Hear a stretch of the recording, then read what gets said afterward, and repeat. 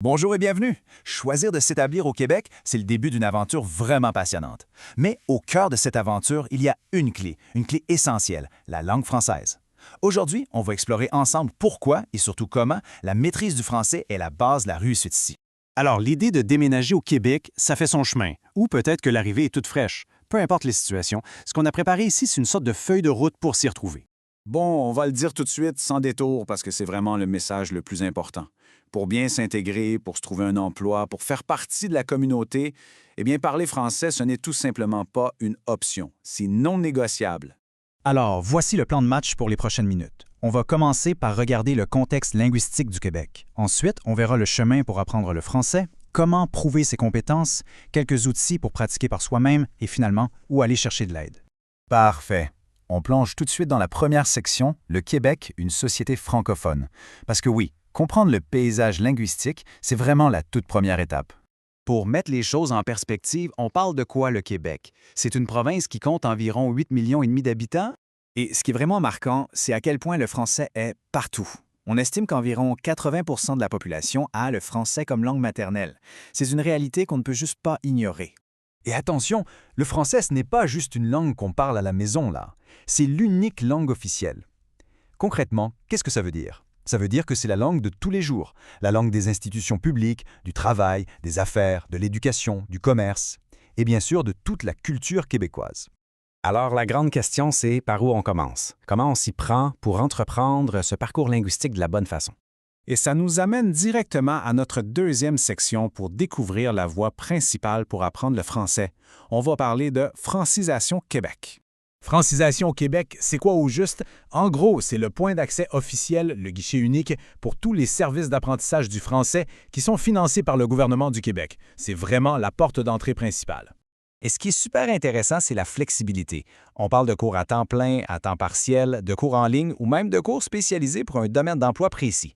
Bref, il y a une option pour à peu près tout le monde, que l'on soit débutant ou déjà avancé.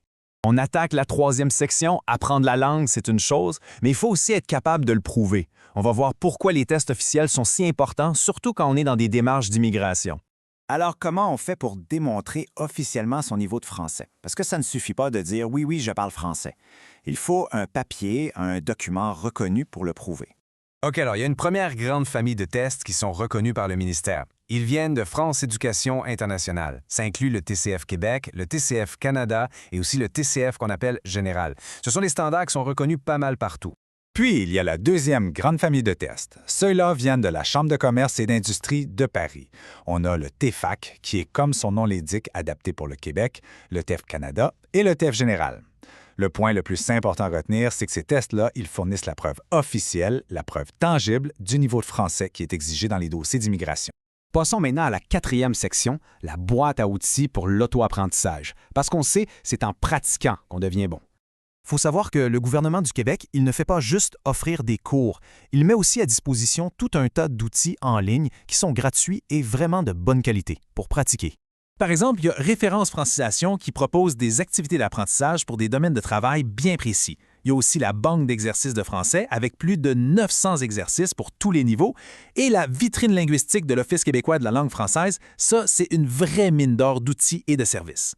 Mais apprendre une langue, ce n'est pas juste faire des exercices de grammaire, hein? La façon la plus efficace et franchement la plus agréable, c'est de plonger directement dans la culture. Par exemple, écouter des chaînes YouTube québécoises, c'est parfait pour s'habituer à l'accent, aux expressions locales, le tout dans un contexte super naturel. Plonger dans la musique d'ici, ça aide vraiment à saisir le rythme de la langue, les tournures de phrases qu'on ne voit pas dans les livres. Il y a aussi des portails comme celui de TV5 Monde qui offrent des exercices basés sur l'actualité. En fait, c'est simple. Quand on intègre le français dans ses loisirs, c'est là que la langue devient vraiment une seconde nature. Et voilà, on arrive à notre dernière section et elle est super importante, où aller chercher de l'aide. Le message à retenir, c'est que personne ne doit faire ce parcours-là tout seul. Il existe des organismes locaux dont le but est justement d'accompagner les gens. Par exemple, l'équipe d'Univers Emploi, ils sont spécialisés dans l'accompagnement des nouveaux arrivants et ils peuvent répondre à plein de questions. Et voici les coordonnées. Que ce soit dans la région de Rivière-du-Loup ou des Basques, il y a une adresse, un numéro de téléphone pour avoir un soutien personnalisé. Il ne faut surtout pas hésiter à les contacter. Leur rôle, c'est d'aider.